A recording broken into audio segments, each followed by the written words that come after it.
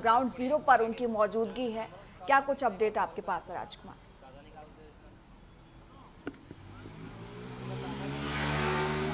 देखिए, बात ही जिस तरीके से आपने बताया कि जी। प्रधानमंत्री नरेंद्र मोदी किसी भी क्षण उद्घाटन कर सकते हैं। अभी वो फिलहाल जो मेरे पास इंफॉर्मेशन है उसमें वो छोटे छोटे जो उद्यमी है जिन्होंने स्टॉल लगाई है उनके पास जाकर किस तरीके से उन्होंने उस प्रोडक्ट को बनाया और बहुत सारी चीज़ों को बताने का प्रयास कर रहे हैं, उनसे जानने का प्रयास कर रहे हैं कि किसी भी व्यक्ति का हौसला अफजाई करना बहुत बड़ी बात है।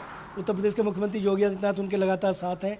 तमाम दोनों जो मंत्रालय हैं उन मंत्रालयों के मंत्री एमएसएमई मंत्री राकेश सचान और औद्योगिक मंत्री वो नंद गोपाल नंदी वो भी साथ में हैं। उसके अलावा स्थानीय प्रतिनिधि जितने भी हैं, एमएलए एमपी की बात कर लें तो वो भी वहाँ पे मौके पहुँचे हुए हैं। भारतीय जनता पार्टी के और तमाम स्थानीय नेता जो हैं वो भी वहाँ पे समझने का प्रयास कर रहे हैं कि भाई किस तरीके से चीज़ों को आगे बढ़ाया जाना चाहिए। और लोग ये भी समझने का प्रयास कर रहे हैं कि प्रधानमंत्री नरेंद्र मोदी आखिर अंतिम पायदान पर खड़े हुए व्यक्ति से कैसे जुड़ते हैं, क्योंकि देखिए भावनाएं जो है ना वो बहुत मायने रखती हैं और भावनात्मक लगाव अगर जीवन में नहीं है तो उसके कोई मायने नहीं है। प्रधानमंत्री नरेंद्र मोदी ने इस बात को समझा है। अभी उनके जीवन पर आधारित जो फिल्म लोगों ने देखी उसमें संघर्ष, अगर संघर्ष ही जीवन है, अगर जीवन में कभी संघर्ष अगर आता है तो स्वाभाविक तौर पर हमें प्रयास करना चाहिए, उससे हमें निकलना चाहिए और पॉजिटिव सोचकर एक सकारात्मक सोच के साथ आगे बढ़ना चाहिए। लेकिन राष्ट्र सर्वोपरि, देश सर्वोपरि, इन बातों को भी निश्चित तौर पर ध्यान में रखना चाहिए, क्योंकि आज अगर पूरी दुनिया में देखा जाए तो हिंदुस्तान पर अमेरिका जिस तरीके से टैरिफ लगाकर अपनी एक ख्याति जो है उसको खो चुका है। अमेरिका के राष्ट्रपति इस समय अपनी साख को बचाने के लिए पूरी दुनिया में जो है वो निरंतर प्रयास कर रहे हैं और उन्होंने केवल एक जल्दबाजी की, गलत निर्णय लिया। तो किसी भी राजनेता का एक गलत निर्णय जो है वो जीवन में किस तरीके से आदमी को खराब कर देता है, इस बात को बहुत अच्छी तरह समझते हैं। इसलिए अपने क्षेत्र की जनता के हर आदमी का सम्मान करना चाहिए। हर व्यक्ति अपने आप में महत्वपूर्ण भूमिका निभाता है। अगर कोई व्यक्ति है और उसका समय अगर खराब चल रहा है तो ये नहीं है कि उसका समय हमें हमेशा खराब रहेगा।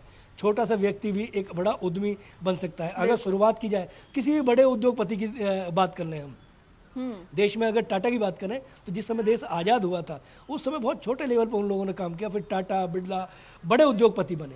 तो स्वाभाविक तौर पर आदमी के अंदर काम करने का जज्बा होना चाहिए, ईमानदारी होनी चाहिए, देश के प्रति समर्पण होना चाहिए। इस बात को स्वाभाविक तौर पर देखा तो इसके अंदर जो ये जो शो है, जो शो लगाया गया है, हालांकि फेयर इसका नाम रखा जाना चाहिए था, मेला रखा जाना चाहिए था, लेकिन बहुत सारी रणनीति बनाई गई और एक शो, क्योंकि चीज़ को सामने रखा जा रहा है, सामने वाला व्यक्ति किस तरीके से उसको लेता है उसकी अपनी एक धारणा है। तो स्वाभाविक तौर पर जो लोग यहाँ पे आए हैं उनकी कितनी भावनाएं उसमें लगी होंगी। एक स्टार्टअप का अगर किसी व्यक्ति को शुरू करना होता है, बहुत सारे लोग ऐसे देखे होंगे भारतीय कि जो नौकरी छोड़कर और अपना काम शुरू करते हैं, लेकिन किन चुनौतियों को सामना उन्हें करना पड़ता है और जब वो सफलता की तरफ बढ़ते हैं तो स्वाभाविक तौर पर उनकी एक इबादत लिखी जाती है। इस बात को प्रधानमंत्री नरेंद्र मोदी समझते हैं और शायद इसी बात को समझने का प्रयास कर रहे हैं। भावनात्मक लगाव से किसी व्यक्ति ने एक छोटी सी अगर बात करें कल तो एक फ्रेम जिसमें फोटो लगता है वो फ्रेम लोगों ने बनाए हैं, उस पर एक बहुत अच्छी कारीगरी की गई है। उसमें एक शीशा लगाया गया है, बहुत छोटा सा, मतलब उसमें बहुत छोटी इन्वेस्टमेंट है, लेकिन जब उसको दीवार पर लगाते हैं तो दीवार जो है बोलती है।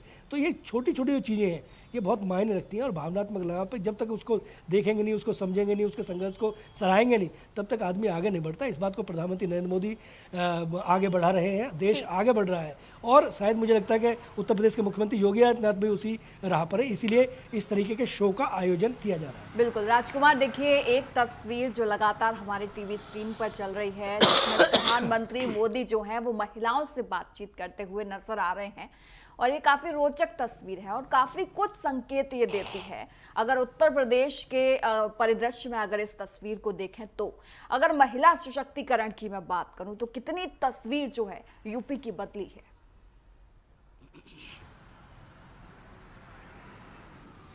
देखिए, मैं उदाहरण के तौर पर अगर जिस जनपद में मैं खड़ा हुआ हूँ वहाँ की कमिश्नर लक्ष्मी सिंह है, वो महिला है और स्वाभाविक तौर पर एक उदाहरण मैं केवल दूंगा भारतीय, और मुझे लगता है कि शायद ये सब चीज़ें जनता तक जानी चाहिए।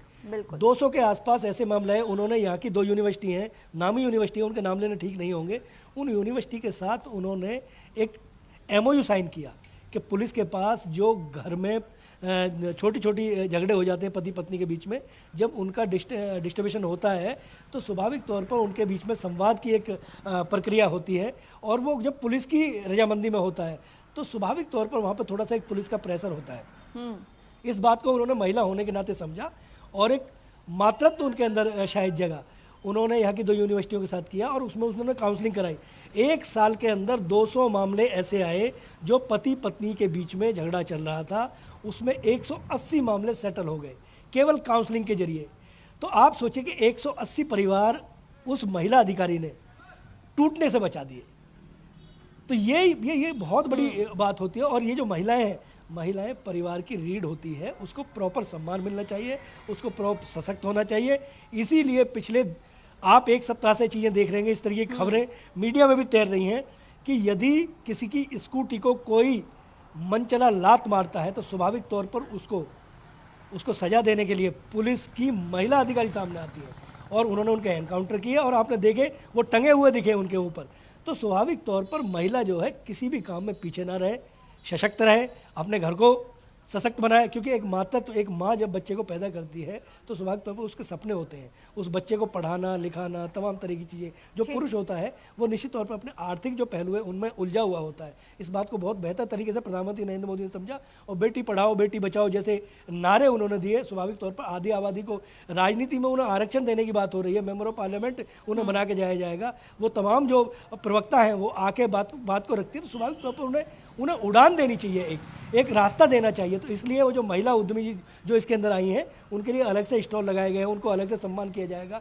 तमाम जो एग्जीबिशंस लगे हैं उन एग्जीबिशंस में स्वाभाविक तौर पर अंतिम दिन जो होगा वो उन्हें सम्मानित करने का होगा और उसमें बहुत सारी राजकुमार और वो सम्मान और वो महत्व जो है वो तस्वीरों में हम देख भी पा रहे हैं लगातार अपनी टीवी स्क्रीन पर। दर्शक भी हमारे देख रहे होंगे वो महत्व और वो सम्मान लगातार नजर आ रहा है जो प्रधानमंत्री नरेंद्र मोदी इन महिलाओं को दे रहे हैं।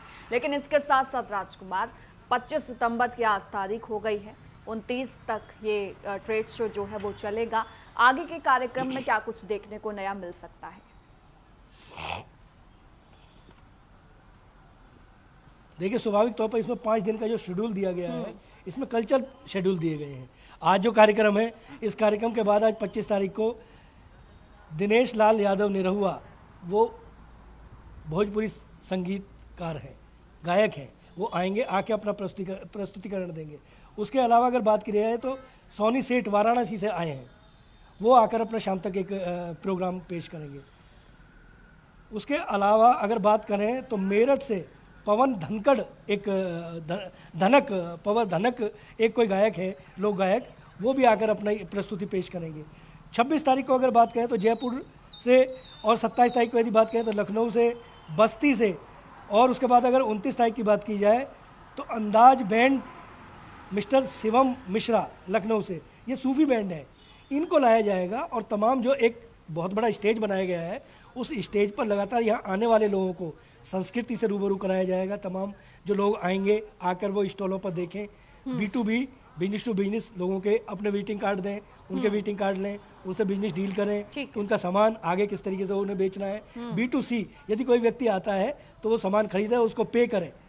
ये तमाम चीज़ें जो है ये इसके अंदर चलेंगी और इसमें जो फुटफॉल है वो 4.5 लाख के आसपास का इन्होंने जो है वो उत्तर प्रदेश सरकार अनुमान लगा रही है। लेकिन इसको 10 लाख किस तरीके से किया जाए इसके लिए निरंतर प्रयास किए जा रहे हैं। स्थानीय मीडिया को बुलाया गया है।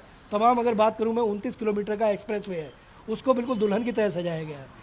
दोनों तरफ होर्डिंग लगाए गए हैं ताकि आम आदमी जो है यहाँ तक पहुँचे और पहुँचकर इसका लाभ उठाए। अच्छा ठीक है, आम आदमी का देखिए राजकुमार आपने जिक्र किया और जब भी हम लोग ऐसे शो या फिर सरकार जो करती है हम लोग देखते हैं उसमें क्या है कि आम आदमी से कनेक्ट होना बड़ा मुश्किल हो जाता है। आम आदमी का सवाल हमेशा जहन में ये होता है कि हमारे को क्या फ़ायदा इसमें होगा।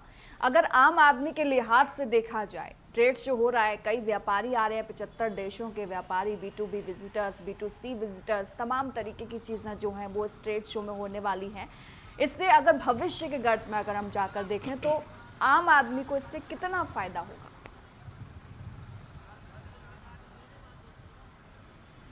देखिए भारतीय दीपावली का पर्व जो है वो आने वाला है और इस समय हम नवरात्रों में चल रहे हैं।